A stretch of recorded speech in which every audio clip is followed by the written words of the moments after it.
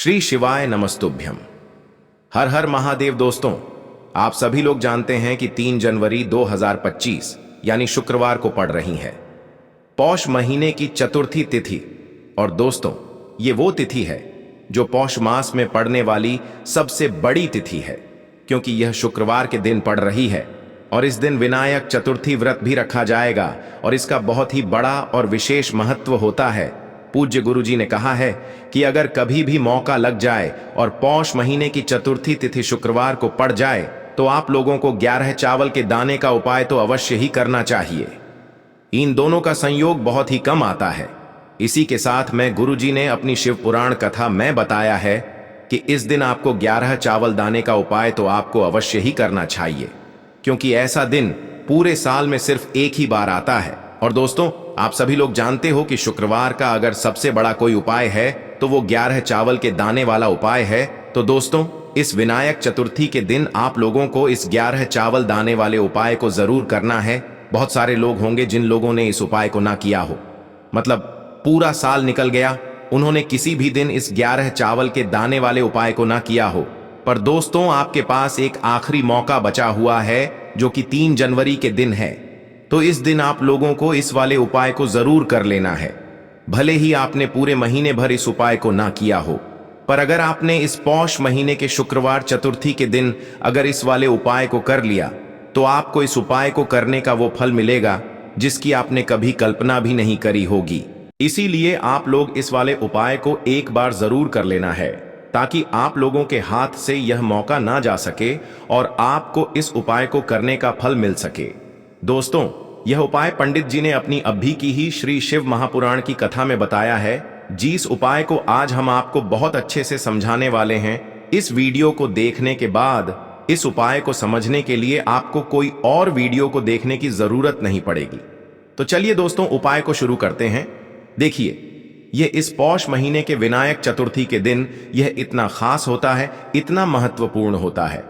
देखा गया है कभी कभी बड़े बड़े पूजा पाठ अनुष्ठान से जो मनोकामना पूर्ण नहीं होते, वो पौष महीने के चतुर्थी व्रत के दिन एक छोटे से उपाय करने से ही आपकी मनोकामना पूर्ण हो जाती है।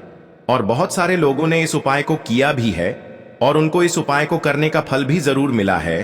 अगर आप लोग भी इस उपाय को करना चाहते हैं तो आप इस उपाय को पहले अच्छे से समझ लेना, सुन लेना, उसके बाद करना। आपको इस उपाय का फल जरूर मिलेगा। और इस उपाय को कर लेने से आपके घर में चाहे किसी भी प्रकार की दुख और समस्या क्यों ना चल रही हो, आपको उसका कारण भी नहीं पता है कि भाई यह समस्या किस कारण से चल रही है, उसका कुछ भी कारण हो सकता है, जैसे पितृदोष हो सकता है या किसी भी तरह का मंगल दोष भी हो सकता है।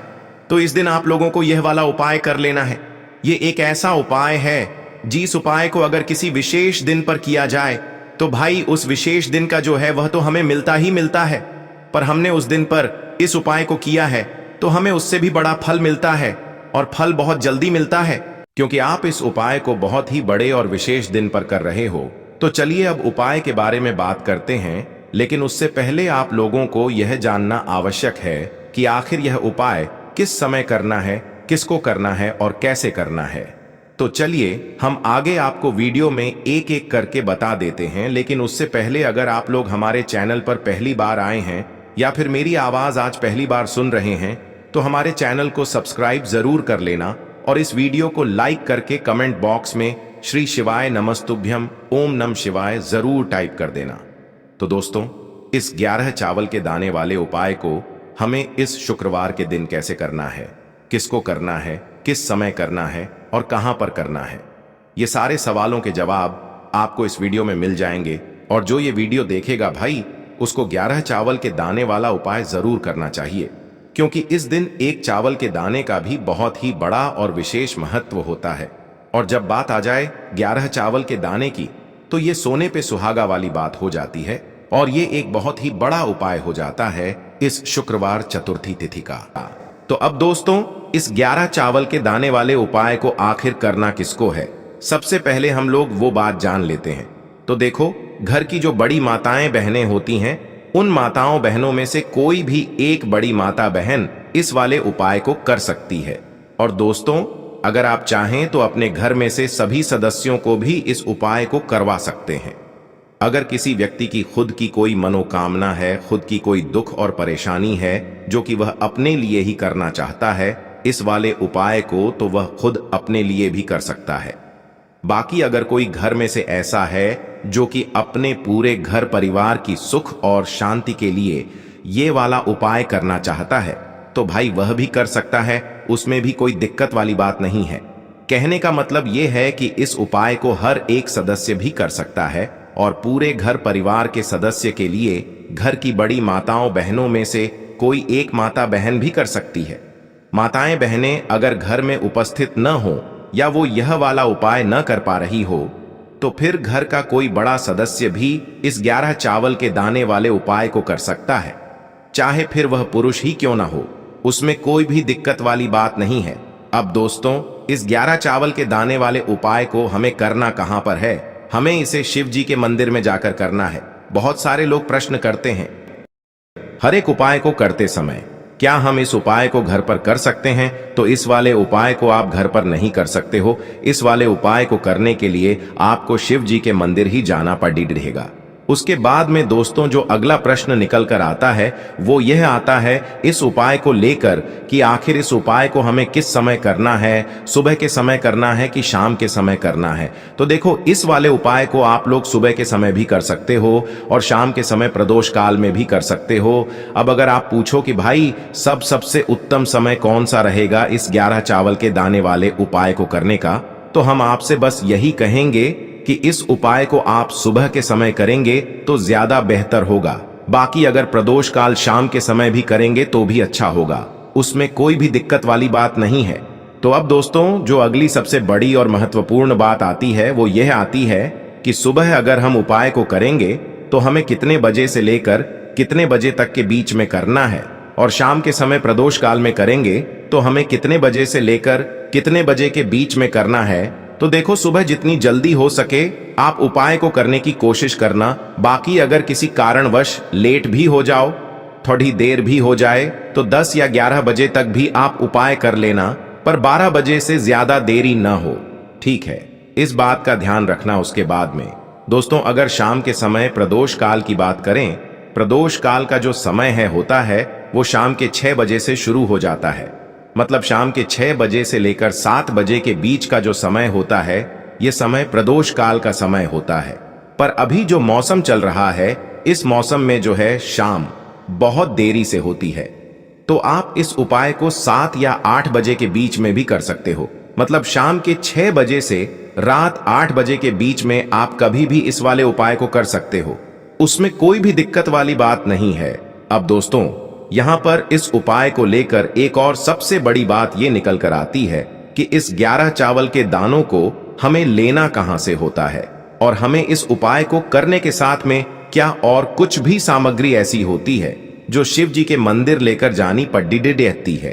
तो देखो यहां पर हम आपको बता दें, सबसे पहले आप लोग ये जान लो कि यह जो 11 चावल के दाने वाला उपाय है, सिर्फ और सिर्फ आप उपाय की सामग्री लेकर कभी भी शिव जी के मंदिर मत जाना, क्योंकि हमें भगवान के सामने यह नहीं दर्शाना है कि अगर हम भगवान शिव जी के मंदिर आए हैं तो अपने फायदे के लिए आए हैं। तो इसलिए जो भी पूजन सामग्री है उपाय सामग्री है। 11 चावल के दाने, इसके साथ में आपको पूजन सामग्री भी जरूर लेकर जाना है। देखो अगर सुबह के समय उपाय कर रहे हो तो सीधी सी बात है, 1 लोटा जल तो आप लेकर जाओगे ही जाओगे। वही 1 लोटा जल अगर मिट्टी का जल हो तो बहुत अच्छा रहेगा। मिट्टी का जल कैसे बनाया जाता है इसके लिए हमने पहले से बहुत सारी वीडियोस बना दी है। आपके पास इस दिन एक आखिरी मौका रहेगा मिट्टी का जल शिव जी पर चढ़ाने का और उपाय को करने का। बहुत बड़ा आपको इस दिन फल मिलेगा, तो इसलिए इस दिन हो सके तो भाई मिट्टी का जल चढ़ाना, तो अपने साथ में कम से कम 1 लोटा जल तो आपको लेकर जाना ही जाना है। अगर मिट्टी का जल नहीं है तो घर का जल भी आप इस्तेमाल कर सकते हो। इसके अलावा जो भी पूजन सामग्री है, देखो 11 चावल के दाने ये अलग आपके रहेंगे और जो आपकी पूजन सामग्री रहेगी वो अलग रहेगी। पूजन सामग्री में आप जो भी चीज लेकर जाना चाहे वो लेकर जा सकते हैं, उसमें कोई भी दिक्कत वाली बात नहीं है। वहीं अगर हम बात करें शाम के समय की, तो शाम के समय शिव जी पर जल नहीं चढ़ता है, इसीलिए शाम के समय आप लोग एक दीपक तैयार कर लें, जो कि गोलबत्ती का आटे का शुद्ध देसी गाय का घी का होगा, है ना? इस बात का आप लोगों को ध्यान रखना है और इस दीपक को आपको घर से जलाकर नहीं लेकर जाना है, भगवान शिव जी के मंदिर में जाकर ही जलाना है। इस बात का भी आप लोगों को ध्यान रखना है। अब दोस्तों, यहां पर हमें इस बात को समझना है कि यह 11 चावल के दाने हमें लेना कहां से है। क्या हमें दुकान से लेकर आना है, या हमें अपने घर से लेना है, या कहां से लेकर आना है, और कौन से चावल लेना है, क्योंकि चावल भी बहुत प्रकार के होते हैं।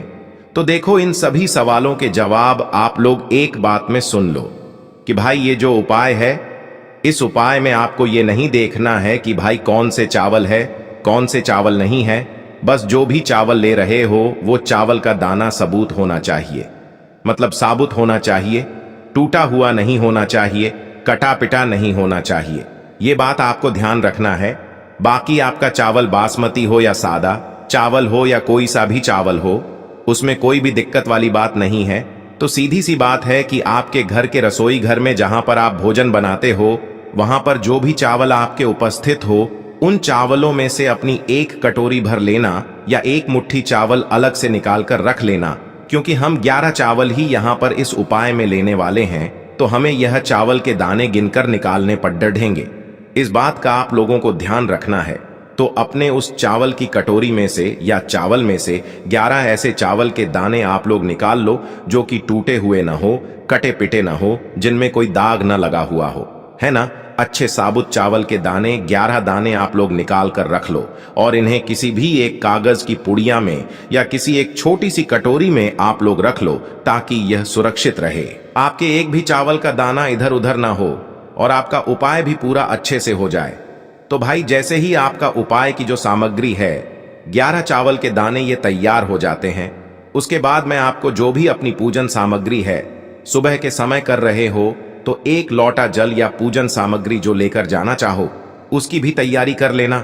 और शाम के समय जा रहे हो तो भाई अपना जो दीपक है उसे तैयार कर लेना, ठीक है? और उपाय को करते समय शुद्धता का विशेष रूप से ध्यान रखना, ठीक है? सुबह सुबह स्नान करने के बाद ही उपाय को करने की आप लोग तैयारी करना। उसके बाद अगर शाम के समय की बात करें तो शाम के समय आपको स्नान करने की जरूरत नहीं है, पर शुद्धता का ध्यान रखना है। आपको स्नान तो नहीं करेंगे, आप हाथ मुंह धोकर भी इस वाले उपाय को शाम के समय प्रदोष काल में कर सकते हैं। इसमें कोई दिक्कत वाली बात नहीं है। तो आप अपने उपाय की पूरी सामग्री तैयार करके आपके पास ही में जो आपका शिव मंदिर हो वहां पर पहुंच जाइए। सबसे पहले शिव मंदिर में जाकर आप लोगों को उपाय नहीं करना है, पहले भगवान के दर्शन करना है, भगवान से आशीर्वाद प्राप्त करना है, फिर शिव जी की शिवलिंग के पास में आना है। शिवलिंग के पास में आने के बाद आप जो पूजन सामग्री लेकर आए हुए हैं, जैसे कि सुबह गए हुए होंगे तो 1 लोटा जल और जो भी पूजन सामग्री लेकर आए हैं, आप उनसे भगवान शिव जी की पूजन कीजिए। सबसे पहले तो 1 लोटा जल ही चढ़ेगा, उसके बाद में आपकी पूजन सामग्री चढ़ेगी। उसके बाद में अगर दोस्तों शाम के समय अगर आप इस उपाय को कर रहे हो तो अपने साथ में कम से कम एक जो दीपक है गोल बाती का जो आप अपने साथ में लेकर गए हो, उस दीपक को मंदिर में जाकर अपनी माचिस से जलाना है और उस दीपक को शिवलिंग के पास में रखना है, ठीक है? इस दीपक को रखने के बाद ही आप लोगों को अपना ये वाला उपाय शुरू करना है। और दीपक को ज्यादा पास में मत रखना, वैसे भी गर्मी पड़ रही है, भगवान शिव जी को आंच नहीं लगनी चाहिए, है ना? तो भाई, जैसे ही आपकी पूजा अर्चना हो जाती है, आप भगवान शिव जी को प्रसन्न कर लेते हैं।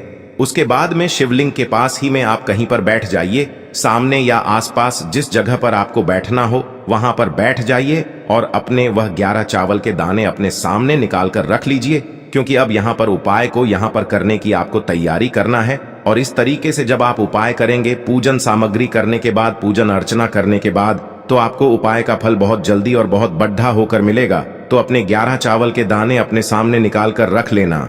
और यह जो उपाय है यह आपकी सीधे हाथ की हथेली से होगा, इसलिए इस बात का भी विशेष रूप से ध्यान रखना है। तो सीधे हाथ की हथेली का प्रयोग करके ही आप लोग अपना इस वाले उपाय को करना। अपने सामने जो भी आपकी कागज की पुड्डियां है उसको खोल कर रख लो, या कटोरी है तो भाई उसे अपने सामने रख लो और अपने वह 11 चावल के दाने निकाल लो, ठीक है?